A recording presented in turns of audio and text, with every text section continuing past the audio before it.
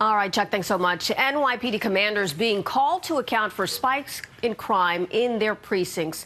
News 4's I-Team cameras were given a first exclusive look inside CompStat meeting where crime problems out on the streets are answered for inside police headquarters. Here again, Chief Investigative Reporter Jonathan Deans with part 2 of his special report inside CompStat.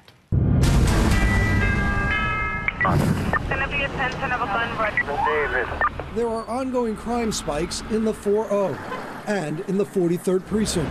Even after adding patrols, we implemented additional personnel and coming up with strategies to try to reverse the problems. How many burglary patterns do we have? I'm going to need the ins and outs. Both Bronx commanders and their teams are being called to police headquarters to explain what's being done. The 4-0 this day has to answer for a big jump in robberies and assaults. All right, Carlos, you know why you're up there. A lot of things going on in the 4-0. Crime is definitely not heading in the right direction. This is CompStat. In front of 200 NYPD commanders, Inspector Carlos Valdez explains what's going right. We are also up and arresting those index crimes. And to face a grilling about ongoing problems, big and small. How you doing with robbery warrants? This is basic stuff here.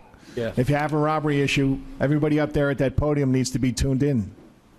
I'm not sure if I'm hearing that. It is every Monday we analyze, just like always, we analyze where the robberies are occurring, what time they're occurring, and try to pinpoint those locations. We're up 73, almost 74% in rob arrest, but that's not the goal here. All right, the goal here is crime prevention. Top brass tell the room it's time for even more support for the 4-0, like adding patrol resources and getting the already busy warrant squad to do more to help. And this is not new. This is going on too long. We need it fixed yesterday. Yes, sir. The entire command under pressure to find solutions. We're not looking to throw curveballs at people. We're certainly not looking to embarrass people. That's not what we're looking to do. We just want to make sure that the whole operation is efficient. All right, let's get the 4-3 up there. Commanders from the 43rd precinct also called in. We've experienced increases in 5 out of the 7 major index crime categories. Violence-wise, you're doing a good job.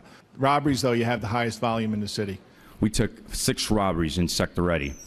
Noticing that spike, we immediately deployed a dedicated, uniformed robbery order on each single platoon. Yeah, how about the parole absconders? You have to make sure you're looking for them or somebody else is looking for them. Yeah, because absolutely. I'm sure they're causing a problem somewhere else. And a demand for an explanation why a known felon is already back on the street after getting a misdemeanor plea deal. We have in front of us now a live gunpoint robber. He is out there right now, probably walking around the 4-3. This exercise is there anything that we could have done differently? The robbery fell apart, and in part it was the victim in the complaint room. Drilling down detail after detail, case after case, pressing commanders to do better. Strategies on how you're going to make it better for the residents. These meetings take place every week, and any given week, any precinct commander from any part of the city can be called in to CompStat. Police Commissioner Bratton on hand. Back in 1994, with crime rampant, it was a younger Bill Bratton and then Deputy Jack Maple who came up with CompStat. If you look at the homicides and shootings, a system to map incidents and enforce lesser crimes, all to try to prevent bigger crimes.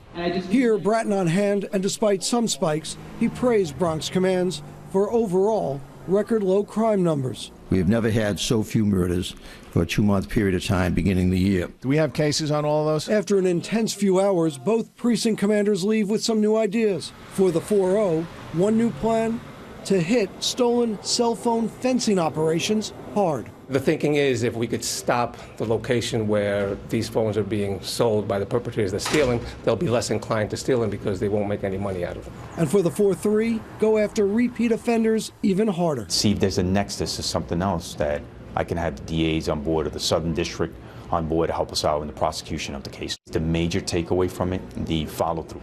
And following through here helps keep the streets safer here. In the South Bronx, Jonathan Deans, News 4 New York.